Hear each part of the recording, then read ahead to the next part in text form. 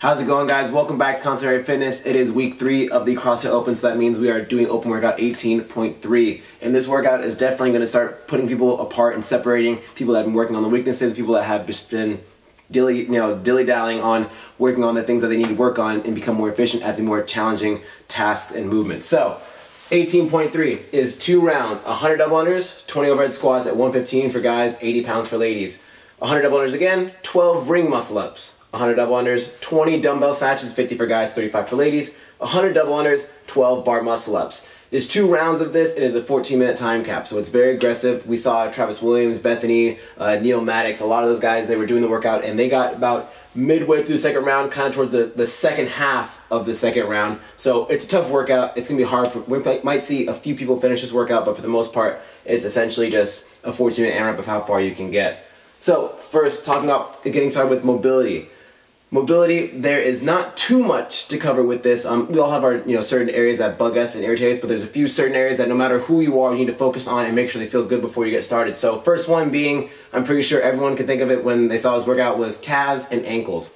There is a lot of double unders. If you're not doing double unders, you're still doing single unders, and it's still a lot of jump rope and jumping in general. So when it comes to this workout, stretch out your calves and your ankles a lot. What I like to do for my calves is usually smash them, roll them out, whether you can get a partner to grab a barbell and you'll lay flat on your stomach on the floor, have your partner smash out the back of your calf with the end or a collar of a barbell. That usually really gets them open and smashes out all any knots, any tightness you have in that area. For your ankles, I like to get into a lunge, place a kettlebell on the top of my knee and then drive my knee forward, kind of forcing my ankle to get in that really, that closed position, kind of open it up and open up that ankle mobility to make sure, again, I'm not too tight and I have plenty of room and flow of blood in that area so I don't get super tight and lit up. Next, thoracic. So we have ring muscle ups and bar muscle ups. That is a lot of opening up to get a nice arch position in our kit for the muscle ups, and we want to make sure we have the mobility to pull it down and be very aggressive with our lats. So you want to make sure your upper back is very open and you have a lot of room there. If you're some person that has really tight shoulders and you're really closed up on your upper half of your body, open that up by whether you lay on a foam roller, smashing it out, lay on the cross ball, kind of find different areas and work them out. Make sure your upper back is feeling open and loose, because also when it comes to double unders, if your back is really, really tight and you're trying to do those double unders, your back is going to start lighting up as well, and it might cause your shoulders to be in a not optimal position. So make sure your back is loose and everything is free flowing, so that way when you do your double unders, your back is not hindering you and putting you in any awkward positions. Next, for the shoulders. Double unders affect a lot of your shoulders. When you're here, essentially you want to have your hands in front of you the whole entire time you're doing double unders. So that's going to put a lot of stress on your anterior delt, the front of your delt, the front of your shoulder, and that's going to cause that area to get really aggravated if it's not loose and opened up. So if you have a lacrosse ball, lay on the lacrosse ball, smash it right between where your shoulder and your chest meet, smash on your chest, smash on your shoulder, essentially get this whole entire area loosened up and free flowing so you have a lot of play and a lot of range of motion here. I would walk up to a rig or a wall, place my elbow up on the wall, and then take a step through and kind of open up this area as well to make sure that I'm not tight here and I have a lot of free-flowing muscles. My blood is pumping and flowing efficiently through these areas so I'm not getting super tight and super lit up. Otherwise, those are the main areas. We all have certain things that we might need to stretch before ring muscle ups, like maybe your grip goes away really fast. I would definitely smash out your forearms, stretch out your forearms, maybe voodoo floss them as well to kind of make sure the blood flowing is in there. One thing I forgot to mention is I already did this workout. I actually did the workout during the announcement. So when I did the workout, my forearms weren't a problem, but I know a lot of people that do have really tight forearms that they might get aggravated even when they do push-ups, because it puts that huge stress in your forearm area. So if that's you, your grip gets lit up really easily on deadlifts or cleans or snatches or pull-ups, I would definitely smash the area out. But for me personally, I got through to the second round and my forearm was not a problem at all. But if that's for you, I would definitely attend to that area. Now for the warm-up.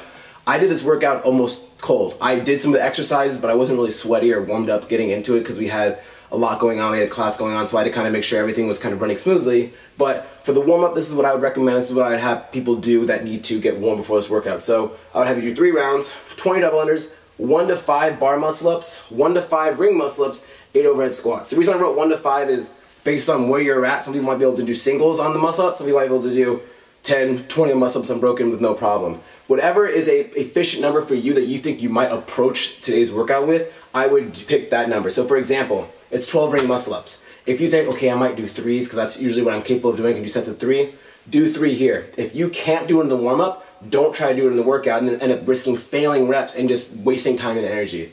Pick a rep scheme that you know you're very confident with, that you know you can hit consistently, and do that for these two movements. For the overhead squats, just make sure they feel good, make sure the hips are open, make sure the knees aren't achy if you need a voodoo floss or anything like that. The reason I don't have any stretches for the overhead squats in here is because I didn't really stretch my hips, my knees, they all felt fine. It's only 20 squats. It's not a squatting workout, so if you're someone that has trouble getting below parallel, or that squats are just not your thing, maybe attend to those areas, but for the most part, these are going to be the main things you want to focus on to make sure that you feel good and you're not restricted in too many spots. So I highly recommend this warm-up. It's not a lot of double unders because you either have double unders or you don't. You don't really need to warm them up. It says 60 here. That's plenty enough to get your warm and your blood pumping. I did like 30 just for me to get warm, and my calves were perfectly fine. I didn't need to do anything else extra. It wasn't like a surprise to my calves. It was just like midway through the workout, they were getting fatigued because it is a lot of jumping.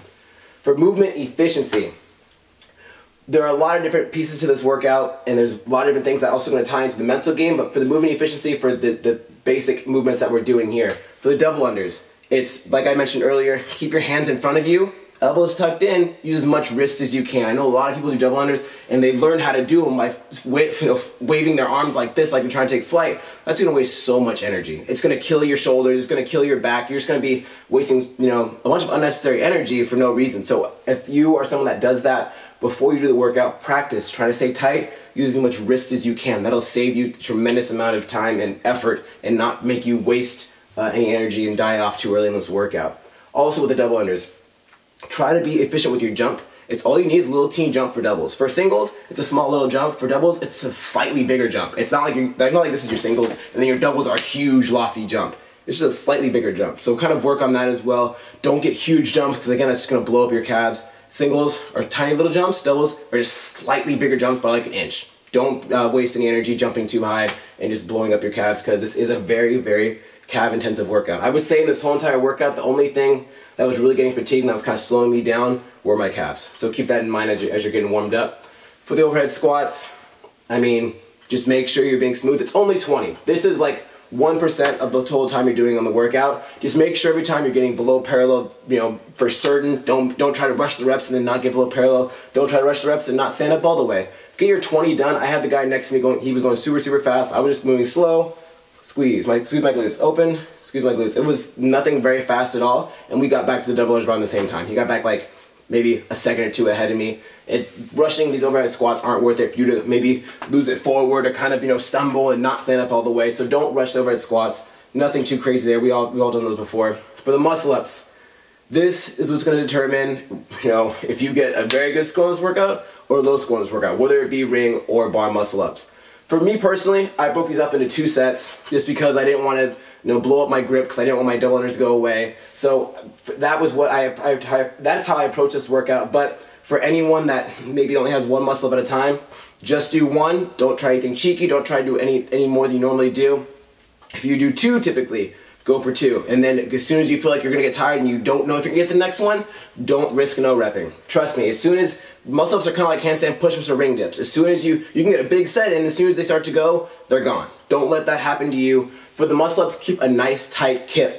A lot of people, what I see do is, we talked about it during the toes to bar in 18.1, is they bring their feet really far back and they get in this overly aggressive arch position where their toes are almost like touching their butt. That's not the point of the kip. The point of the kip is to use the power from your hips. So make yourself nice and long, just like a Superman. If you were to lay on the floor on your stomach and then raise your hand and raise your feet, that's the arch position you want to be getting in a kipping swing. If you're doing any extra excessive bowing, that's not getting you any energy. It's just making you get a lot of momentum, but it's not very controlled, and it's going to cause you to flail all over the place and not be efficient. So when you're doing your kips, stay nice and tight. Point your toes down and back. Don't let your feet curl up behind you, and that's going to help you be more efficient with your kip. Dumbbell snatches, we did 1 million of them last year. It's only 20 this time. Really, with the overhead squats and dumbbell snatches, it shouldn't even be in the workout. This workout is all double unders and muscle ups. This is really all this workout is. So just real quick things to cover the double snatch. Make sure, again, you're not transitioning overhead. You can't come here and then transition over your head and then come down. You have to come below your eye level and then transition underneath. So that's what I actually got no rep once because I did that. And then I actually tried to, midway through, change something up. And then I lost my grip and I dropped the dumbbell and had to go take a couple steps to chase it. Before you get started, oh, I actually didn't write this on here. We're gonna do it live. So I would include, I would just do 6 dumbbell snatches. Just for you to kind of get the new movement standard down, make sure they feel good, because again, I got no reps about twice, and it just wasted time that I could have got, you know, a couple more double unders on, because I did finish on a set of double unders. So make sure those feel good, try the new transition out. If anything, what I did last year, which still got me a really, really good score, was I would go all the way up, bring that arm all the way down, put it on the floor, switch, and grab it. Whatever's going to allow you to be efficient and not waste energy and not be, you know, all over the place. And if it doesn't feel right for you switching underneath your eyes because you got used to transitioning overhead, bring it down to the floor, pick it back up. As long as you're not, you know, getting no rep, it's still you're still moving, you're still getting another rep done. So whatever allows you to be efficient in that movement. Don't think you have to try anything fancy like, oh, all the games athletes, they're doing crazy fast transitions. Let them do them, then you're going to do you. So pick something that works for you and that's very efficient for you personally. Trust me, everyone wants to try to hang with the best, or they want to try to, you know, pace off the guy next to them or their best friend. You know yourself as an athlete, you've been training for the past year since last year's Open. Do what you're normally capable of doing. Now, lastly, for the mental game, kind of like we did for 18.1, where I told you once you finish a movement, you jump straight to the next movement. This is essentially how this workout's going to go. As soon as you finish your 100 double unders, go straight to that bar, pick it up, do a squat snatch for the first one, get your 20 snatches in. Straight back to the jump rope, take one deep breath, start doing your double unders. Try to be smooth and consistent.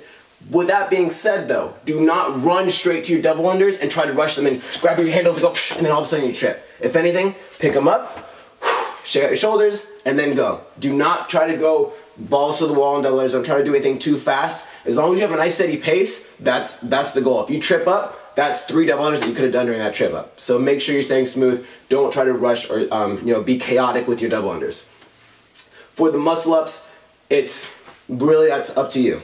Everyone's different. Everyone has different capacities. Whether you can do them or you can't, pick a number again like you were able to do consistently. Whether it be 1 at a time, whether it be 2 at a time. Don't try to, I'm a PR. I'm gonna try to just hang on those rings, get as many as I can. Or maybe you're on 11 and you're like, oh, I don't know if I'm gonna get 12, but I'm gonna try. Don't waste it. You're just gonna, you know, mess with your head. You're just gonna waste energy again, because this workout, it's fast. 14 minutes goes by pretty quick, so you don't want to waste any time doing no reps. You know, if anything, you recuperate, get some energy, do 1, right back to those double unders, start chipping away at them. For the dumbbell snatches, again, not much to think with that movement. It's very fast. It's easy. It takes like a minute, and then you're back to the double unders. So with this workout, essentially, what it comes down to is just how efficient you are, how good you are at muscle ups, and then nice smooth transitions. Do not rush your transition. Go from double unders straight to the bar, but when it comes back to double unders, don't pick it up and do 1 and you trip. Be nice and smooth throughout the whole entire workout. Alright guys, that's going to end today's video. If you guys have any questions or comments or anything regarding this video, make sure you leave them down below in the comment section. What did you guys get on 18.2? Personally, what did I get? I don't remember what I got.